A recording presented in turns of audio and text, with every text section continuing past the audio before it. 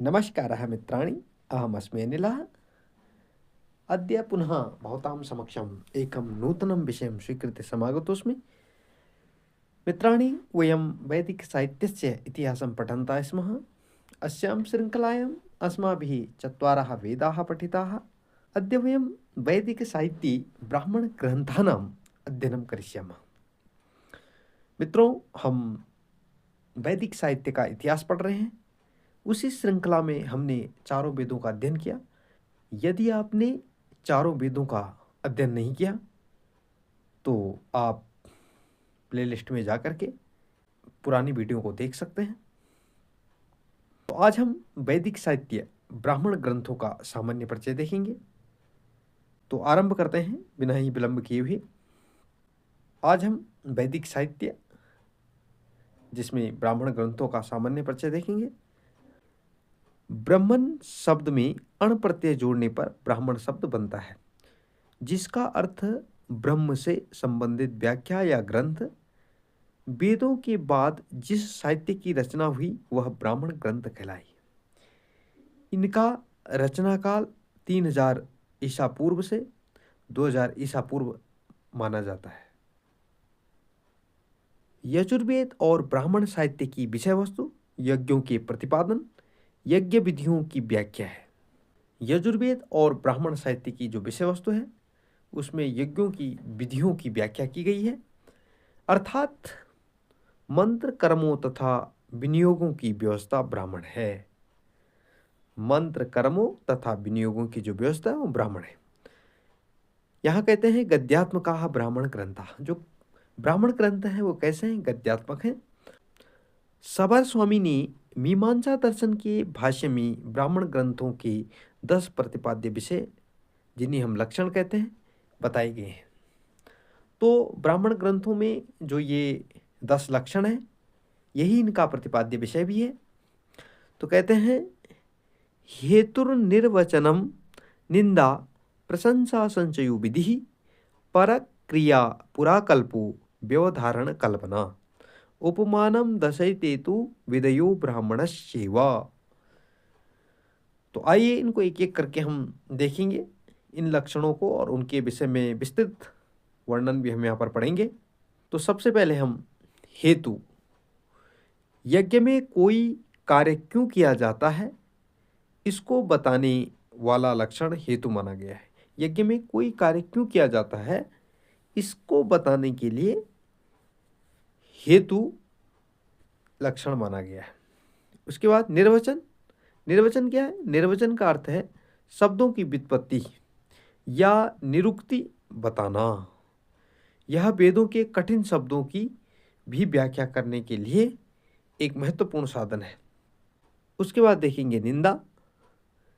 यज्ञ में कौन से निषिद्ध कर्मों की निंदा की गई है इसे बताने के लिए निंदा है। प्रशंसा। प्रशंसा का अर्थ है यज्ञ में किए जाने वाले कर्मों की स्तुति करना, अर्थात यज्ञ के दौरान जो कर्म करने योग्य बताए गए हैं उनके महत्व और श्रेष्ठता का वर्णन करना ही प्रशंसा है। तो प्रशंसा जो ये लक्षण है यह बताता है कि यज्ञ के दौरान जो हम कर्म कर रहे हैं, कौन कौन से कर्म वहाँ करने योग्य हैं, इनका महत्व और श्रेष्ठता का जब हम वर्णन करते हैं उसी को प्रशंसा कहा गया है। संशय क्या है? किसी यज्ञ कर्म के विषय में कोई संदेह उत्पन्न हो तो उसका निवारण करना ही संशय है। विधि, यज्ञ कब किया जाए, यज्ञ कैसे किया जाए, उसमें किन साधनों की प्रयोग हो, अर्थात उनमें किन साधनों का प्रयोग हो, एक ही के अर्थात में कहा हो जाएगा। उसमें किन साधनों का प्रयोग हो, किन साधनों की आवश्यकता होती है, इस प्रकार की जटिल यज्ञ प्रक्रिया के विषय को सुलझाने के लिए विधि होती है। आगे है परक क्रिया, अर्थात परार्थक क्रिया, दूसरे का हित या परोपकार करने वाले कर्तव्यों का वर्णन ही परक क्रिया है। पर माने हम दूसरे को कहते हैं, पर माने दूसरा। तो यहाँ पर क्रिया अर्थात परार्थक, दूसरे के लिए जो हित का कार्य, परोपकार का कार्य, ऐसे कर्तव्यों का वर्णन ही परक्रिया कहलाता है। उसके बाद पुराकल्प, यज्ञ की विभिन्न विधियों का समर्थन करते समय किसी पुराने आख्यान अथवा ऐतिहासिक घटना का वर्णन करना ही पुराकल्प है।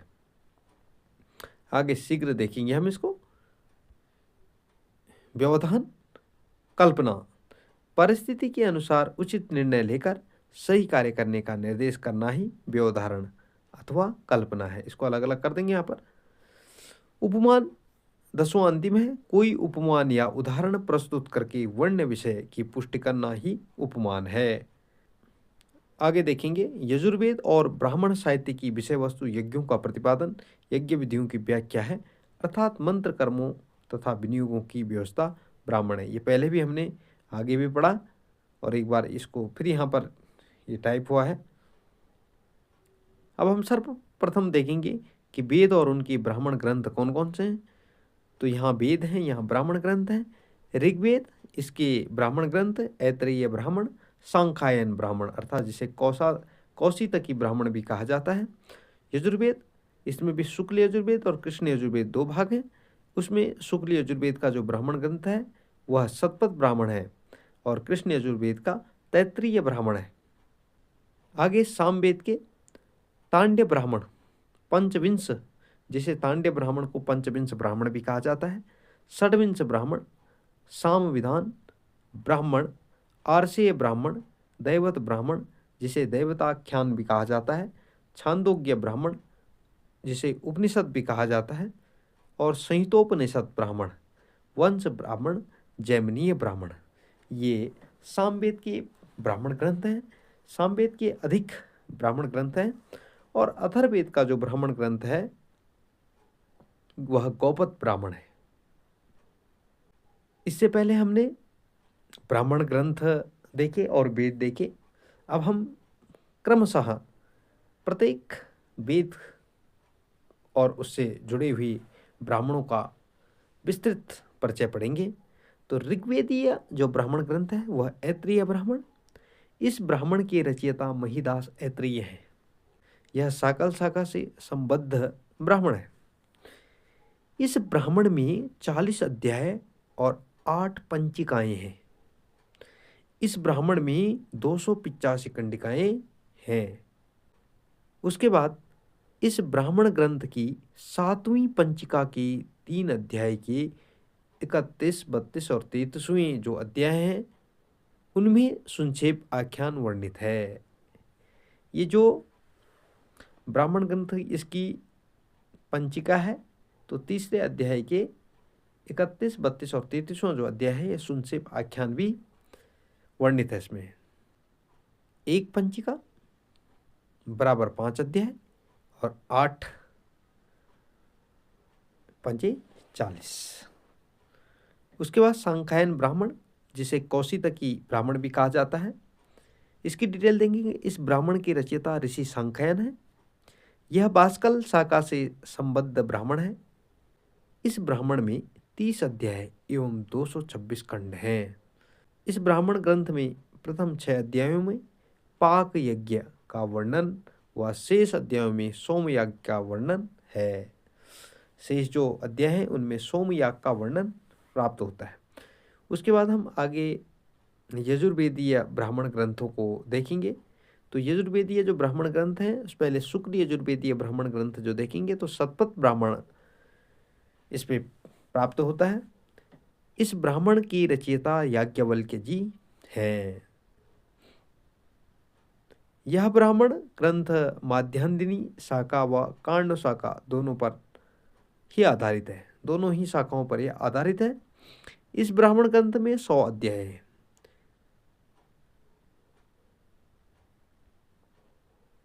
माध्यान्दिनी शाखा पर 14 कांड, 100 अध्याय तथा 6424 कंडिकाएं हैं। उसके बाद कांड शाखा पर 17 कांड, 104 अध्याय और 6806 कंडिकाएं हैं। माध्यान्दिनी शाखा पर 100 तथा कांड शाखा पर 104 शाखाएं हैं। बात करेंगे कृष्ण यजुर्वेदीय जो ब्राह्मण ग्रंथ है तैत्तिरीय ब्राह्मण। इस ब्राह्मण के रचयिता तित्तिर हैं जो वैशंपायन के शिष्य माने जाते हैं। इस ब्राह्मण में 3 कांड व 25 प्रपाठक हैं। इस ब्राह्मण में 308 अनुवाक हैं। इस ब्राह्मण में लगभग 600 से अधिक कंडिकाएं प्राप्त होती हैं। उसके बाद हम बात करेंगे सामवेदीय ब्राह्मण ग्रंथ की। तो सामवेदीय ब्राह्मण ग्रंथ संक्षिप्त वर्णन है। तांड्य ब्राह्मण, जिसे हम पंचविंश ब्राह्मण भी कहते हैं, इस ब्राह्मण के रचयिता आचार्य तांडी हैं। इस ब्राह्मण में 25 अध्याय हैं। इस ब्राह्मण, इसको शुद्ध कर लेंगे यहाँ पर, इस ब्राह्मण ग्रंथ में सोमयाग और आख्यान वर्णित हैं। उसके बाद षड्विंश ब्राह्मण, इस ब्राह्मण में 26 अध्याय है। ऐसे ही सामविधान ब्राह्मण की बात करें, यह ब्राह्मण कौथुम शाखा से संबद्ध है। इस ब्राह्मण में 3 प्रपाठक व 25 खंड माने जाते हैं। आगे आर्षेय ब्राह्मण, इस ब्राह्मण में 3 प्रपाठक व 82 खंड हैं। देवत ब्राह्मण, जिसे देवता आख्यान भी कहा जाता है, इस ब्राह्मण में 3 खंड व 34 कंडिकाएं प्राप्त होती हैं। आगे बात करते हैं छांदोग्य ब्राह्मण, जिसे उपनिषद ब्राह्मण भी कहा जाता है। यह ब्राह्मण कौथुम शाखा संबद्ध है। इस ब्राह्मण में 2 प्रपाठक हैं। प्रत्येक प्रपाठक में 8-8 खंड है। इस ब्राह्मण में 2 प्रपाठक हैं। प्रत्येक प्रपाठक में 8-8 खंड है।